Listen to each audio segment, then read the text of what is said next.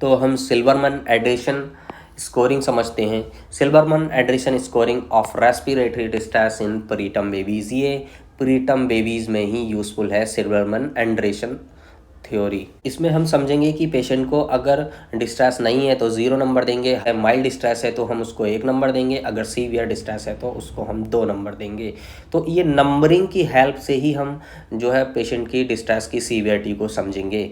जैसे कि upper chest retraction synchronize movement है, इसको हम 0 नंबर देंगे, यानी upper chest lags during inspiration तो हम उसको 1 नंबर देंगे। और शीशो मूवमेंट है अपर चेस्ट में तो हम उसको 2 नंबर देंगे।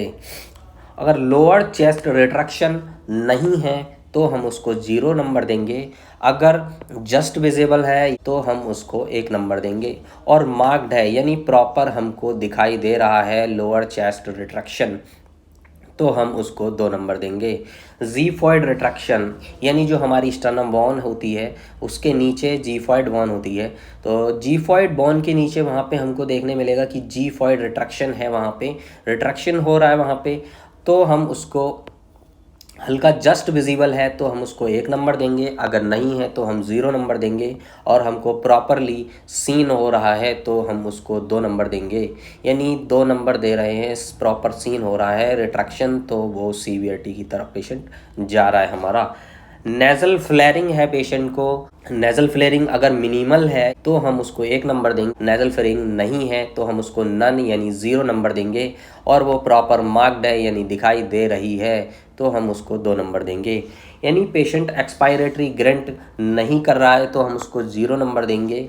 और एक्सपायरेटरी पहले तो हम समझते हैं कि पेशेंट एक्सपायरेटरी ग्रंट क्यों करता है। एक्सपायरेटरी ग्रंट करने का मीन्स है कि पेशेंट सेल्फ पीप जनरेट करने की कोशिश कर रहा है, यानी एंड ऑफ एक्सपायरेशन के टाइम वो अपने ग्लॉटिस से कुछ ब्रीथ को होल्ड करने की कोशिश कर रहा है लंग्स में, उस कारण से वो पीप जनरेट हो रही है, उस कारण से वो ग्रंटिंग जनरेट हो रही है। तो एक्सपायरेटरी जो ग्रंट है वो पेशेंट इसलिए करता है। अगर वो ऑडिबल है विद स्टेथोस्कोप से तो हम उसको 1 नंबर देंगे।